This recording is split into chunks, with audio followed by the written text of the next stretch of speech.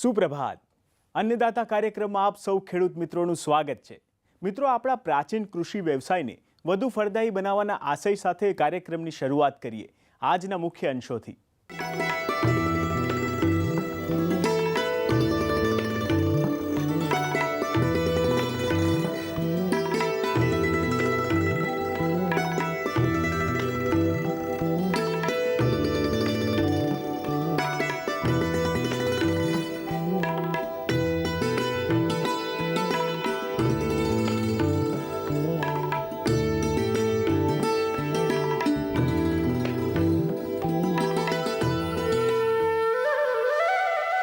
ખેડૂત મિત્રો, ધરવાડિયું તૈયાર કરવા માટે કેટલીક અગત્યની બાબતોનું ખાસ ધ્યાન રાખવું ખૂબ જ જરૂરી બની રહે છે. જેમાં પ્રથમ છે જમીનની પસંદગી. જે જમીનમાં પાણીનો ભરાવ ન થતો હોય તેવી જમીન પસંદ કરવી. તેમજ આપણે જે ગાદી ક્યારા બનાવીએ છીએ તે જમીનથી લગભગ 4 થી 6 ઇંચ ઊંચા બનાવવા જોઈએ. તેમજ તેની લંબાઈ કે પહોળાઈની વાત કરીએ તો 1 બાય 3 મીટર એટલે કે 1 મીટર પહોળા અને 3 મીટર લાંબા ગાદી ક્યારા બનાવવા જોઈએ. તેમજ દરેક ક્યારા પછી 1 થી 2 ફૂટ જગ્યા છોડી દેવી જોઈએ, જેનાથી આપણને ખેતી કાર્યો કરવામાં તો અનુકૂળતા રહેશે જ, ઉપરાંત વધારાના પાણીનો નિકાલ માટે પણ ઉપયોગી બની રહેશે. આમ જ એક અગત્યનો મુદ્દો છે જમીનની તૈયારી. તો ધરવાડિયું બનાવવા માટે સર્વપ્રથમ જમીનની પસંદગી કર્યા બાદ જમીનજન્ય રોગોથી બચવા માટે ટ્રાઇકોડર્મા વિરીડી 380 ગ્રામ તથા લીમડાનો ખોળ 500 ગ્રામ પ્રતિ ક્યારા દીઠ જમીનની તૈયારી કરતી વખતે સારા કોવાયેલા છાણિયા ખાતર જોડે ભેળવીને જમીનમાં આપી દેવું. તે પછી વાત આવે છે સોઇલ સોલેરાઇઝેશનની. તો પસંદ કરેલ જમીન કે ક્યારાને સમતલ કરી સારી રીતે ભીંજવીને 24 કલાક બાદ ક્યારાને ચારે બાજુ પ્લાસ્ટિકની પારદર્શક પોલિથીન લગભગ 200 ગેજની હવા ચુસ્ત લગાડવી. સામાન્ય રીતે આ ક્રિયા મે-જૂન માસમાં કરવામાં આવે છે. આ પોલિથીનને આપણે લગભગ 15 દિવસ સુધી લગાવી શકીએ છીએ. ત્યાર પછી સૌથી અગત્યની વાત છે બીજ માવજત. આ માટે આપણે 2 ગ્રામ કાર્બેન્ડાઝિમ તથા 1 ગ્રામ થાયરામ પ્રતિ કિલોગ્રામ બીજ પ્રમાણે બીજ માવજત આપીને વાવેતર કરવું. હવે વાત આવે છે બીજ દરની. તો બીજનો દર પ્રતિ હેક્ટરે આ મુજબ રાખવો. ટામેટા 500 ગ્રામ પ્રતિ હેક્ટર, રીંગણ 500 ગ્રામ પ્રતિ હેક્ટર, મરચી 1250 ગ્રામ પ્રતિ હેક્ટર. ત્યાર પછી ટામેટાની સુધારેલ જાતોની વાત કરીએ તો પૂસા રૂબી, જૂનાગઢ રૂબી, ગુજરાત ટામેટા 1 અને 2. ત્યારબાદ ટામેટાની સંકર જાતોની વાત કરીએ તો કેટી 4, પૂસા હાઇબ્રિડ 2 અને 4, અરકાવર્ધન, MTH 6, NA 501 અને NA 601. ત્યાર પછી મિત્રો રીંગણની સુધારેલ જાતોની વાત કરીએ તો ગોલફળની જાતોમાં PLR 1, KH 224, જૂના રવૈયા, મોરબી 2 અને 4. લાંબા તેમજ ગોલ રીંગણની જાતોમાં લાંબા રીંગણ 1, ગુજરાત રીંગણ 1, KS 331. સંકર જાતોમાં ગુજરાત શંકર રીંગણ 1 અને 2, પૂસા હાઇબ્રિડ 5 અને 6 મુખ્ય જાતો છે. હવે મરચી માટેની જાતોની વાત કરીએ તો રેશમ પટ્ટા, ગુજરાત મરચી 1 અને 2, ગોલર, જ્વાલા, S39, G4 મુખ્ય જાતો છે. ખેડૂત મિત્રો, આપણે શાકભાજી પાકોની કેટલીક સુધારેલ અને સંકર જાતોની વાતો કરી. હવે વાત કરીએ ધરુવાડિયામાં રાખવાની થતી કાળજી અને તેના સંરક્ષણ વિશે. તો મિત્રો, સૌપ્રથમ આપણે જ્યાં ધરુવાડિયું તૈયાર કરીએ એ જગ્યા પૂરતા હવા ઉજાસવાળી હોય એવી જગ્યા પસંદ કરવી જોઈએ. જ્યાં વરસાદ સારો થતો હોય પણ પાણીના નિકાળની વ્યવસ્થા પણ સારી હોય તે મુખ્ય બાબત છે. ત્યારબાદ મિત્રો, બીજને હારમાં વાવવા કે જેથી નિંદામણ અને ખેત કાર્યો કરવામાં સરળતા રહે. વાવણી સમયે 2 હાર વચ્ચેનો અંતર તથા વાવણીનો અંતર જે તે પાક ઉપર આધારિત હોય છે. વાવેતર કર્યા બાદ તે ઉપર પરાળ કે ઘાસ પાથરી દેવું. ધરુવાડિયાને નાયલોનની જારીથી ઢાંકી દેવું જેથી પાણીના મોટા ટીપા છોડને નુકસાન ન કરે અને છોડને ચૂસ્યા જીવાતોથી પણ રક્ષણ મળી શકશે. બીજની ઊંડાઈ સામાન્ય રીતે 0.5 સેન્ટીમીટરથી 1 સેન્ટીમીટર સુધી રાખી શકાય છે. ત્યારબાદ વાવેતર કર્યા પછી તેના ઉપર મલ્ચિંગ કરવાનું ન ભૂલવું જોઈએ અને બીજનું અંકુરણ થયા બાદ મલ્ચિંગને લઈ લેવું. હવે ખેડૂત મિત્રો, એક નજર કરીએ રોગ અને જીવાતો ઉપર. ખેડૂત મિત્રો, ધરુવાડિયામાં શરૂઆતની અવસ્થામાં કેટલીક ચૂસ્યા જીવાતો જેવી કે સફેદ માખી, જેસીડ, મોલોમસી તેમજ થ્રિપ્સ જેવી જીવાતોનો ઉપદ્રવ જોવા મળે છે. જેના નિયંત્રણ માટે શરૂઆતમાં 4 થી 5 મિલી લીંબોળીનું તેલ પ્રતિ લીટર પાણીમાં અથવા રાસાયણિક દવાઓમાં ડાયમેથોએટ અથવા મિથાઇલોડેમેટોન 1 મિલી પ્રતિ 1 લીટર પાણીમાં ભેળવીને છંટકાવ કરવો. ત્યારબાદ મિત્રો મૂળનો કોહવારો અથવા પાનના ટપકાનો રોગ જોવા મળે તો કાર્બેન્ડાઝિમ 1 ગ્રામ પ્રતિ 1 લીટર પાણીમાં ભેળવીને છંટકાવ કરવો. આ ઉપરાંત મિત્રો સમયાંતરે નિંદામણ કરીને દરવાડિયું નિંદામણ મુક્ત રાખવું. પાણી છાંટવાના જારા વડે 6 થી 7 દિવસના અંતરે નિયમિત પાણી આપવું. આ ઉપરાંત ઓછી લાગત અને સુવિધાને ધ્યાને રાખીને દરવાડિયું તૈયાર કરવાના હેતુથી પ્લાસ્ટિક ટ્રેનો વિકાસ કરવામાં આવેલો છે, જેમાં તમે કોકોપીટ અથવા વર્મી કમ્પોસ્ટ ભરીને વાવેતર કરી ઓછી લાગતે છોડ તૈયાર કરી શકો છો. સાથે સાથે છોડની હેરાફેરી સરળતાથી કરી શકાય છે. વિભિન્ન અસામાન્ય પરિસ્થિતિઓમાં ધરુવાડિયું તૈયાર કરવા માટે લોડરલ પોલીહાઉસનું નિર્માણ પણ કરી શકાય છે, જેથી ઉપલબ્ધ સાધન સામગ્રીનો ઉપયોગ કરી ઓછી લાગતે તંદુરસ્ત ધરુ મેળવી શકાય છે. મિત્રો, અહીં સમય થયો છે એક નાનકડા વિરામનો. જોઈએ વિરામ બાદ શું છે આપના માટે ખાસ.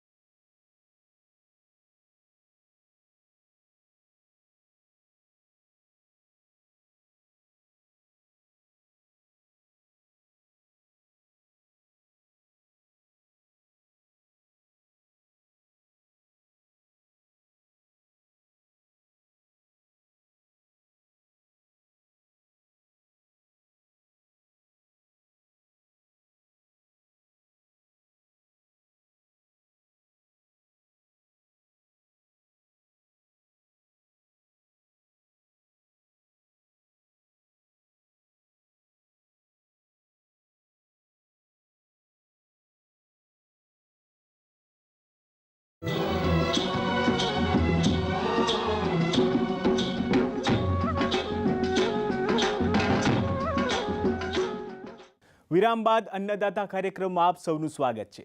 હવે આગળ વધીએ અને જોઈએ કાર્યક્રમનો આગળનો ભાગ. આજે આપણે જે અળસિયાની ખાતર, આપણે વર્મી કમ્પોસ્ટ અથવા તો અળસિયાનું ખાતર વિશે આપણે જે અગત્યની બાબતો આપણે જાણીએ.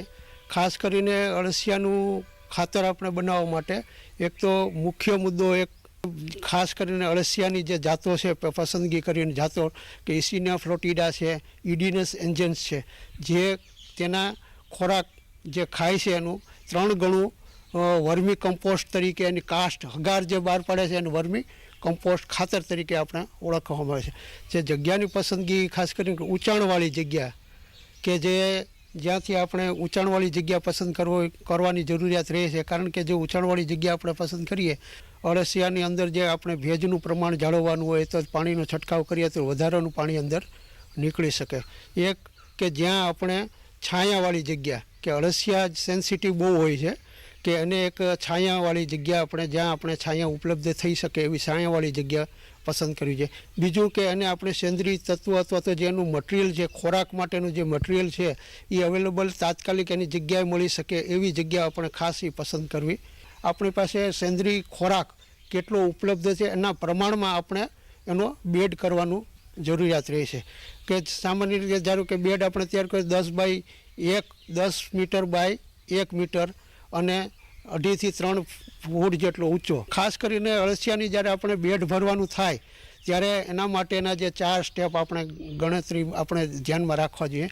કે શરૂઆતમાં આપણે બેડ જો તૈયાર કરવું હોય તો સિમેન્ટથી પણ પાકું કરી શકાય, અથવા તો આ જે ટાચ, ઈંટો અને ગોરાળું માટીનો ભૂકો કરી અને નીચે દબાવીને પછી આપણે આપણા ફાર્મ વેસ્ટ જે આપણે ગણીએ છીએ કે જે ઝાડપાનના પાંદડાઓ છે, કે પછી શેરડીના પાંદડા છે, કે પાલો છે, કે પછી આપણે પથારી, આપણે જે ઢોર ઢાકરની જે પથારી આપણે ઓગાટ બહાર કાઢીએ એ ઓગાટ છે, જે વસ્તુઓ આપણે નીચેના પહેલા થરમાં આપણે પાથરી અને એને અઠવાડિયા સુધી એક તૈયાર કરવાનું હોય, કે અઠવાડિયા સુધી એની વિઘટનની ગરમી એની અંદર ઓછી થાય એટલા માટે નિયમિત એને પાણીનો છંટકાવ કરી અને એના ઉપર છાણની રાબડી નાખી અને કોહવાય એટલું મુલાયમ અને નરમ જેવું બનાવી અને પછી એને પહેલા થરમાં આપણે પાથરવામાં આવે છે. એના ઉપર બીજો થર તરીકે આપણે સેન્દ્રિય જે ખોરાક તરીકે આપણે છાણિયું ખાતર છે એ છાણિયા ખાતરને આપણે એના ઉપર જે આપણે છાણિયું ખાતર પાથરી દેવું જોઈએ. એના પછી આપણે 1 બાય 1.5 મીટરના પ્રમાણે 1000થી 1500 અળસિયા એની અંદર આપણે નાખવાના આવે તો એને આપણે પૂરું સેન્દ્રિય ખાતર આપણે નાખી શકીએ. અળસિયા નાખ્યા પછી આપણો જે લીલો જે ખાસ કરીને લીલો ચારો છે, લીલો જે કંઈ લીલા પાંદડા છે, શાકભાજીના કટિંગ છે કે જે કંઈ વેસ્ટ મટીરિયલ વધ્યું હોય કે જે કંઈ નિંદામણના કાંઠ છે એના ઝીણા કટિંગ કરી અને એના ઉપર આપણે 10થી 15 સેન્ટીમીટર જેટલું આપણે એનું દળ બનાવી અને છાંટી એના ઉપર છાણની રાબ છાંટી અને એના ઉપર આપણે છેલ્લા થરમાં છણના કોથળા આપણે નાખી અને એના ઉપર આપણે બેડ તૈયાર કરવો છે. બેડ તૈયાર કર્યા પછી ખાસ કરીને શિયાળાની અંદર એક વખત આપણે દિવસમાં પાણીનો છંટકાવ કરવાનો રહે. સામાન્ય અળસિયાને 30થી 40 જેટલું ભેજનું પ્રમાણ જળવાઈ રહેવું જોઈએ કે જે એટલે એને સેન્સિટિવ ભેજનું એને બહુ વધારે પડતું પાણી પણ સહન નથી કરતા. માપસરના ભેજની અંદર એ જીવી શકે છે.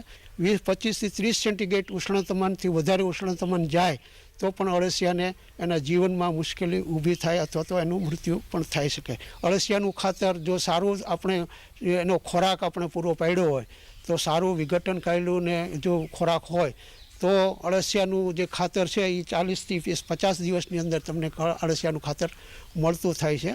અને ખાસ કરીને અળસિયાનું ખાતર જ્યારે તૈયાર થાય તો 40થી 45 દિવસે અથવા તો 60થી 70 દિવસે ખાતર ત્યારે એને 3 કે 4 દિવસ કે 5 દિવસ સુધી એને પાણી આપવાનું બંધ કરવાથી અળસિયા જે છે ઉપર હોય એ નીચે ઉતરી જાય. પછી અળસિયાને ઉપરનો જે થર છે 10 સેન્ટીમીટરનો થર હોય એનો ભેગો કરીને ઢગલી કરી દેવાની તો એને આપણે 12 કલાક જેટલું કે 24 કલાક જેટલું મૂકી દઈએ ઢગલેની અંદર જેટલા એના અથવા તો અળસિયા હોય જમીનમાં ઉતરી જાય પછી એને ઉપર ભેગું કરી અને છાંયણે સૂકવી અને ચાયણીથી આપણે ચાળી અને એ અળસિયાનું ખાતર આપણે મેળવી શકીએ. 10 બાય 1નું બેડ હોય તો તમારે વર્ષે 6 વખત આપણે એને અળસિયાનું ખાતર આપણે મળી શકીએ છીએ. 1000થી 1500 કિલો જેટલું આપણે એનું અંદરથી ખાતર મેળવી શકાય છે. અત્યારે હાલમાં મેં ઉનાળાની અંદર રચકા બાજરીની ખેતી કરેલી છે. ત્યારે રચકા બાજરીની ખેતીની વાત કરીએ તો ખાવાની બાજરીની વાત આવે છે તો ખાવાની બાજરી વીઘે 40થી 50 મણનું ઉત્પાદન આવે છે. 40થી 50 મણ ઉત્પાદનની પાછળ અત્યારે ગણતરી 5થી 6 હજાર રૂપિયાનું બેનિફિટની ગણતરી મૂકીએ છીએ. લેબર બીજું કરતાં 4500 રૂપિયા નફાની ગણતરી અમે મૂકીએ છીએ. અત્યારે અમે જે ખેતી કરેલી છે રચકા બાજરીની ખેતી કરેલી છે. રચકા બાજરી પર વીઘે અમારા ત્યાં 400 મણ લીલી ઘાસ ઉતરે છે એક કટિંગમાં. એવું ટોટલી 3 કટિંગ કરીએ છીએ અને ચોથું કટિંગ અમે પકવી દઈએ છીએ. પકવી એ ખાવામાં પણ ચાલે છે અને આવતી સાલના બિયારણ માટે પણ રચકા બાજરી ચાલતી હોય છે. રચકા બાજરીની અંદર પહેલું કટિંગ કરીએ ત્યારે 350થી 400 મણ એવરેજ આવે છે. બીજા કટિંગની અંદર 400થી 450 પોણા 500 સુધી વીઘાનો એવરેજ આવે છે. ત્રીજા કટિંગમાં 350થી 400 એવરેજ આવે છે. આટલું 20 કિલો વીઘા એટલી ગણતરી વજન આવે. જ્યારે માર્કેટની વાત આવે છે તો એનું 12થી 16 રૂપિયા સુધીનું માર્કેટ જળવાઈ રહેતું હોય છે. ક્યારેક 20 રૂપિયા બી જતું હોય છે, ક્યારેક 16 જતું હોય, ક્યારેક 15 બી. આ સાલનું 15 રૂપિયા માર્કેટ જળવાઈ રહ્યું છે. અમારા બે કટિંગ અત્યારે પૂરા થઈ ગયા છે. 2 કટિંગની અંદર અમને વીઘે અત્યારે 750થી 800 મણનું એવરેજ ઓલરેડી આવી રહ્યું છે. જ્યારે 15 રૂપિયાની ગણતરી અમને સરેરાશ ચોખ્ખો નફો અત્યારે બેસે છે. તો 15 રૂપિયાની ગણતરી મૂકીએ તો અત્યારે 12,000 રૂપિયા પર વીઘે અમને છેલ્લા 3.5 મહિનાની અંદર બેનિફિટ મળે છે. તો છેલ્લા 5 વર્ષથી રચકા બાજરી કરું છું એટલે આજુબાજુની જે સંસ્થાઓ છે, ગૌશાળાઓ છે એમાં અમે અહીંથી પહોંચાડીએ છીએ અને અમને રચકા બાજરીથી ખાવાની બાજરી કરતો રચકા બાજરી અમને સારો બેનિફિટ. બીજા નંબરની અંદર જ્યારે કટિંગ કરવાની વાત આવે છે તો કટિંગમાં અત્યારે અમે લોકો રીપર મશીન વસાવી દીધું છે. જે રીપર મશીન ઓટોમેટિક ઘાસ કાપી નાખે છે અને એક બાજુ સાઈડમાં પાથરા કરી દે છે. જ્યારે 35થી 40 મજૂરોનું એક મશીન એ કામ કરી બતાવે છે. એમાં આગળના ભાગમાં રીપર જોઈન્ટ કરેલું હોય છે અને તેને એક વ્યક્તિ ચલાવી અને ડાંગર, ઘઉં એવા પાકો જે કાપવા માટે ખૂબ જ ઉપયોગી થાય છે. આવા મશીનો જે મિની રીપર છે એમાં જે પાવર ટીલર ઓપરેટર ટાઈપના મશીન છે એવા જે મિની રીપર છે તેની કોસ્ટ એટલે જેની કિંમત છે તે લગભગ 40,000થી માંડી અને 13,000 સુધીની કિંમત છે. જેમાં આપણે હાથે જ ચલાવી શકીએ અને ડીઝલ નાખી તમે ચલાવી શકો. અને મોટા જે રીપર છે એમાં તો ફક્ત રીપરનો ભાગ જ આવે છે આગળ લગાવવાનો ટ્રેક્ટરમાં અને ટ્રેક્ટર માઉન્ટેડ છે એટલે એની કિંમત 80-85,000 રૂપિયા છે અને એમાં 6થી 7 ચાસ તમે એક સાથે કાપતા જાઓ છો. હવે આવા જે રીપરો છે એમાં તમે ઓછામાં ઓછા 1 ચાસથી માંડી અને 6 ચાસ એકસાથે કપાતા જાય અને એક બાજુની સાઈડમાં એના પાથરા થતા જાય, એટલે પાથરા આપણે એમ કે એક સાથે ભેગું થતું જાય એ રીતની આમાં મશીનરી ફિટ કરવામાં આવી છે. એટલે હવે આની અંદર જે રિપરમાં ઉપયોગમાં લેવામાં આવેલી વસ્તુઓ છે તેમાં તમને ડિટેલમાં વાત કરું તો ઊંડાણપૂર્વક જઈએ તો સૌ પ્રથમ આની અંદર આગળના ભાગે રિપરમાં આગળના ભાગે નોબ આપેલા છે, અણીવાળા નોબ. આ નોબ છે તે આપણે જે કોઈ પણ પાકની અંદર ચલાવતા હોય તે પાકની અંદર આગળ રસ્તો બનાવતું જાય છે. એટલે રસ્તો બનાવતું જાય એટલે શું છે કે કોઈ પાક આડો પડી ગયેલો હોય તો તેને એની નીચેથી આ નોબ પસાર થાય તો એને થોડાક વ્યવસ્થિત કટરની સાથે પાકના જે થડ છે તે આવી જાય એ રીતે રસ્તો બનાવેલો છે. પછી ઉપાડીને ભરવાની જ વાત આવે છે. તો ભરવાની વાત આવે તો 7 મજૂરો એને ગાડી લોડ 10 ટનની કરી દે છે 4 કલાકની અંદર. એ પણ અમને ફાયદો મળે છે. મિત્રો, અહીં લઈશું વધુ એક વિરામ. વિરામ બાદ પણ તમારા માટે છે કંઈક ખાસ. જોવા માટે બન્યા રહો અમારી સાથે.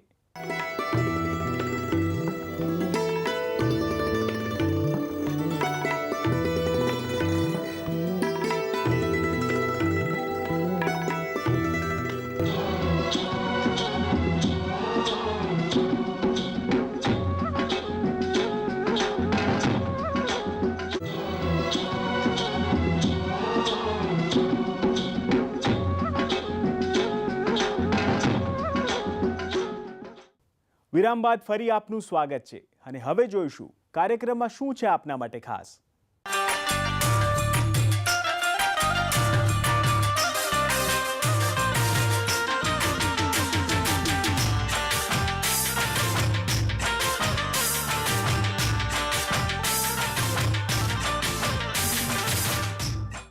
આપ બધા પાક ઉગાડો છો એમાં જુદા જુદા પ્રકારના રોગ આવે છે જેનાથી ઘણું નુકસાન થતું હોય છે. એવા રોગોને અટકાવવા માટે આપણે ફૂગનાશક દવાઓનો ઉપયોગ કરીએ છીએ. ફૂગનાશક દવાઓના ઉપયોગથી અત્યારે વાતાવરણમાં જુદા જુદા પ્રકારના આડઅસરો જોવા મળે છે, જેમ કે ફૂગનાશક દવાઓના અવશેષો જોવા મળે છે. તેમજ જે વાતાવરણમાં જે બીજાણુઓ હોય છે અથવા તો ફૂગ હોય છે એના ઉપર એને પ્રતિકાર શક્તિ કેળવતી હોય છે. તેના લીધે જે લાંબા ગાળે એક જ પ્રકારના ફૂગનાશક દવાઓના ઉપયોગથી એમાં આડઅસરો જોવા મળે છે, જેના વિકલ્પ તરીકે આપણે ટ્રાઇકોડર્માની ઉપયોગ કરી શકીએ. જમીનજળ રોગોમાં જે ખાસ કરીને સુકારો આવે છે એ જ્યારે દાણા ભરવાની અવસ્થા હોય ત્યારે રોગનો દેખાવ થાય છે. એ સમયે રોગને નિયંત્રણ કરવું બહુ અઘરું પડે છે. ત્યારે જે ફૂગનાશક દવાઓ છે એના વિકલ્પ તરીકે લાંબા ગાળે અને ટકાઉ ખેતી માટે અને આપણે ટ્રાઇકોડર્માની એક પદ્ધતિ જે છે વિકસાવવામાં આવી છે. ટ્રાઇકોડર્મા, હવે એની વિશે આપણે જાણકારી લઈએ તો ટ્રાઇકોડર્મા એક પ્રકારની ફૂગ છે જે જમીનમાં સારી રીતે ઉગી શકે છે. હવે એના જે કારકિર્દી છે એ છે કે રોગ એ ટ્રાઇકોડર્મા છે જુદા જુદા પ્રકારના એન્ઝાઇમ્સ પેદા કરે છે. જુદા જુદા પ્રકારના એન્ઝાઇમ્સ હોય એમાં લિગ્નેઝ, સેલ્યુલેઝ, એ બધા એન્ઝાઇમ્સ જે હોય છે એના વડે એ ફૂગને નુકસાન કરતી હોય છે અને ફૂગની અંદર દાખલ થઈને એના બધા જે ખોરાક છે એની અંદર જે છે જે ધાર્મિક એ બને અવશેષો લઈને અને એને નુકસાન કરતી હોય છે. એ જ પ્રકાર છે જે જ્યાં આપણે ટ્રાઇકોડર્માનું બીજને માવજત કરીને જમીનમાં આપીએ તો એનાથી દાણાની અંદર જે ફૂગો હોય છે એને પણ નિયંત્રણ કરે છે. પછી જમીનમાં જઈને મૂળને આજુબાજુમાં એ સ્થાપિત થાય છે અને જ્યારે પણ કોઈ પ્રકારના જે રોગકારક છે એની અંદર એને અસરો જ્યારે પેદા કરે ત્યારે એને એ મરણ કરે છે. તો એ પ્રકારથી એને જે વાતાવરણ અનુકૂલિત છે. ખાસ કરીને દરેક પાકો માટે આ ટ્રાઇકોડર્મા જે છે બહુ ઉપયોગી સિદ્ધ થયું છે. જ્યારે વાવેતર કરીએ તો ત્યારે જ્યારે મૂળનો વિકાસ થાય એ સમયે એને આજુબાજુ ફૂગના પણ વિકાસ થાય છે અને એ પ્રકારથી એને દરેક પ્રકારના રોગકારક માટે એ રક્ષણ કરે છે. આ ખતરાના સંશોધન પ્રમાણે આપણે ઘણા પાકોમાં કઠોળ વર્ગના પાકો, તેલબિયા વર્ગના પાકો કે શાકભાજીના પાકો, દરેક પાકો માટે ટ્રાઇકોડર્માનું માવજત 8 થી 10 ગ્રામ ટ્રાઇકોડર્મા 1 કિલો બિયારણ પ્રમાણે માવજત આપીને વાવેતર કરીએ તો ખૂબ જ એને સારું પરિણામ જોવા મળેલ છે. એ પ્રકારથી આપણે જ્યારે ધરવાડિયા કર્યા હોય તો ધરવાડિયામાં પણ ટ્રાઇકોડર્માનું વપરાશ કરી શકીએ છીએ. અને ખાસ કરીને ટ્રાઇકોડર્માનો ઉપયોગ આપણે જ્યારે છાણિયું ખાતર સાથે 1 કિલો ટ્રાઇકોડર્મા 100 કિલો છાણિયું ખાતર સાથે વાપરીને પછી એને પ્રાઇમિંગ કરવામાં આવે અથવા તો પ્લાસ્ટિકથી કોથળીને પ્લાસ્ટિકથી સીટ માટે ઢાંકીને એને ટ્રાઇકોડર્માનો વિકાસ કરીએ અને પછી એ ખાતર આપણે જ્યારે ધરવાડીઓમાં કે પાકમાં ચાસમાં એને આપીએ તો એ ફૂગ જે છે એને જમીનમાં સ્થાપિત થાય છે અને જેના કારણે એનું નિયંત્રણ થાય છે. એને લેબોરેટરીમાં ખાસ કરીને સારી રીતે ઉગાવવામાં કરવામાં આવે છે.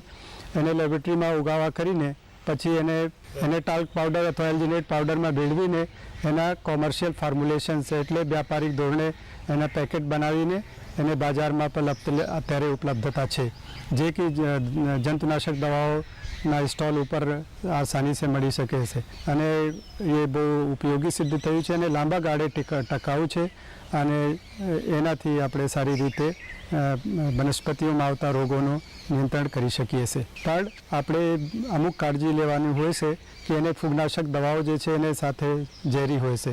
દાખલા તરીકે બાવિસ્ટીન કે થાયરમ જે છે એને સાથે વાપરવું ન જોઈએ. તો એ પ્રકારથી ટ્રાઇકોડર્મા વાપરવા સામે એને પેકેટ પર આવેલા જુદા જુદા પ્રકારના પ્રિકોશન આપણે વાંચીને એને ઉપયોગમાં લાવીએ તો એને સારી રીતે એને આપણે લાંબા ગાળે એનું રોગથી રક્ષણ મળી શકે છે. પશુપાલનમાં લીલોચારો સારા દૂધ ઉત્પાદન માટે બહુ અગત્યનો ભાગ ભજવે છે. તો મિત્રો, સારું દૂધ ઉત્પાદન મેળવવા માટે લીલાચારામાં એક અગત્યના જે પાક છે રજકો, એની આપણે ચર્ચા કરીશું. એમ જ લીલાચારામાં પશુઓ માટે આ રજકાનું મહત્ત્વ છે, કેમ કે સૌથી પ્રોટીન યુક્ત આ પાક હોય તો પશુઓના પોષણ માટે અને તેના દૂધ ઉત્પાદન માટે અગત્યતા ભજવે છે. તો મિત્રો, જે રજકો જે પાક છે એને જો કંઈ આપણે અગત્યની ચર્ચા કરીએ તો એમાં એક નિંદામણ વિશે થોડીક વાત કરીએ. તો મિત્રો, આમ તો આપણે એવી માન્યતા હોય છે કે ભાઈ ઘાસચારાના પાકમાં નિંદામણ કરવાની કે કોઈ આવશ્યકતા છે નહીં, પણ મિત્રો થોડુંક ભૂલ ભરેલું છે.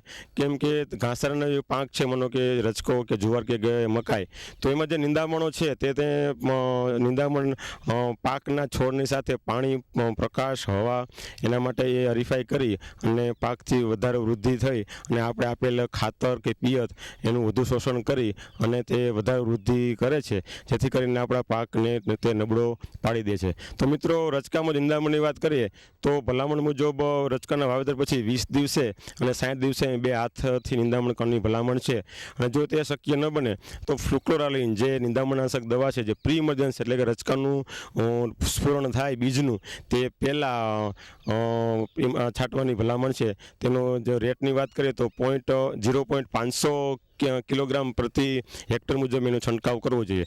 અથવા જો મિત્રો, જો રચકામાં બીજની સાથે અમરવેલ જે અગત્યનું નિંદામણ છે રચકાનું, એ અમરવેલ જો એની સંભાવના હોય તો રચકાના વાવેતર પછી 10 થી 12 દિવસે પેન્ડીમિથાલિન નામની જે નિંદામણનાશક દવા આવે છે તેનો 0.500 કિલોગ્રામ પ્રતિ હેક્ટર મુજબ તેનો છંટકાવ કરવાથી આપણે તેનું નિયંત્રણ કરી શકીએ છીએ. અથવા જો મિત્રો ક્યારેક રચકાના ઊભા પાકમાં અમરવેલનું જો આગળ જતા જોવા મળે તો તેના માટે જે રચકામાં આપણને જે જોવા મળે છે અમરવેલ, તેટલાનો જે ભાગ છે રચકાનો ચોકસાઈપૂર્વક એને કાપી લેવો જમીન લેવલે, અને ત્યારબાદ જે કપાયેલો જે ભાગ છે તેમાં પેરાક્વાટ 0.500 કિલોગ્રામ પ્રતિ હેક્ટર મુજબ એ દવાનો છંટકાવ કરી દેવાથી રચકાના જે જડિયા છે તેની સાથે ચોટેલા જે અમરવેલના કટકા કે બીજા એના મૂળ છે તેને અસર કરીને નાશ પામશે. આ દવા જ્યારે છંટકાવ કરવામાં આવે ત્યારે રચકાના જડિયાને થોડીક અસર થશે, પણ થોડોક સમય જતાં ફરી ફૂટી જશે, એટલે રચકાના પાકને પ્રોબ્લેમ કંઈ આવશે નહીં અને જે કંઈ અમરવેલ જે નિંદામણ છે એ સંપૂર્ણ રીતે નાશ પામી શકે. તો મિત્રો, આ રીતે નિંદામણની પણ જરૂરિયાત છે. તો અમરવેલની રીતે નિયંત્રણ કરીએ તો આપણે સારું ખાલી મતલબ રચકાનો જ આપણે સારો ગ્રોથ મેળવી શકીએ અને સારું આપણે એનું પાક ઉત્પાદન લઈ શકીએ. હવે મિત્રો, બીજી અગત્યની વાત પિયતની કરીએ તો રચકાના પાકમાં છે પિયત અગત્યનો ભાગ ભજવે છે. તો તેને જમીનના પ્રત અને પ્રત મુજબ 7 થી 8 દિવસે પિયત આપવું જરૂરી છે. અને આખરે આપણે શિયાળા દરમિયાન રચકાનું જો આપણે વાત કરીએ કાપણીની, તો આપણે સારી રીતે જો એને પિયત અને ખાતર આપેલા હોય તો આપણે સારું ઉત્પાદન મેળવી શકીએ અને આખી સિઝન દરમિયાન 7 થી 8 આપણે એની કાપણી લઈ શકીએ છીએ. તો આ પ્રમાણે જો આપણે ચર્ચા કરીએ એ રીતે નિંદણ નિયંત્રણ, પિયત વ્યવસ્થા, એ પ્રમાણે જો એનું આપણે અનુકરણ કરીએ તો આપણે રચકાનું સારું ઉત્પાદન પ્રતિ હેક્ટર મેળવી અને આપણા પશુઓને સારી ગુણવત્તાવાળો લીલોચારો આપી અને આપણે દૂધ ઉત્પાદનમાં જે કાંઈ ક્ષતિઓ છે તેને દૂર કરી અને સારું ઉત્પાદન મેળવી શકીએ છીએ. અન્નદાતા કાર્યક્રમ વિશે વધુ વિગતો જાણવા આપ અમને અમારા નિયત સરનામા પર પત્ર વ્યવહાર દ્વારા સંપર્ક કરી શકો છો. Annadata, news 18 Gujarati, A101, commerce house 5, corporate road, Prahladnagar, Ahmedabad 380051. તો આજની કૃષિ જ્ઞાનની સફરને અહીં જ સમાપ્ત કરીશું. આવતીકાલે ફરી મુલાકાત કરીશું કૃષિની નવી જાણકારીઓ સાથે. ત્યાં સુધી મને આપશો રજા. નમસ્કાર.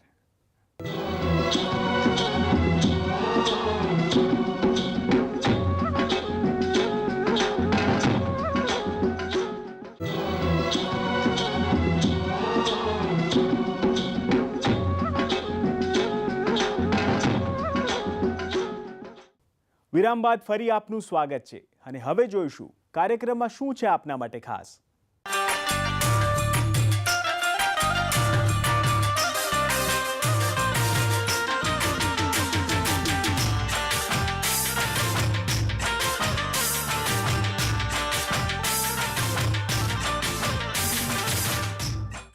આપ બધા પાક ઉગાડો છો એમાં જુદા જુદા પ્રકારના રોગ આવે છે જેનાથી ઘણું નુકસાન થતું હોય છે. એવા રોગોને અટકાવવા માટે આપણે ફૂગનાશક દવાઓનો ઉપયોગ કરીએ છીએ. ફૂગનાશક દવાઓના ઉપયોગથી અત્યારે વાતાવરણમાં જુદા જુદા પ્રકારના આડઅસરો જોવા મળે છે, જેમ કે ફૂગનાશક દવાઓના અવશેષો જોવા મળે છે, તેમજ જે વાતાવરણમાં જે બીજાણુઓ હોય છે અથવા તો ફૂગ હોય છે એના ઉપર એને પ્રતિકાર શક્તિ કેળવતી હોય છે. તો એના લીધે જે લાંબા ગાળે એક જ પ્રકારના ફૂગનાશક દવાઓના ઉપયોગથી એમાં આડઅસરો જોવા મળે છે, જેના વિકલ્પ તરીકે આપણે ટ્રાઇકોડર્માની ઉપયોગ કરી શકીએ. જમીનજળ રોગોમાં જે ખાસ કરીને સુકારો આવે છે એ જ્યારે દાણા ભરવાની અવસ્થા હોય ત્યારે રોગનું દેખાવ થાય છે.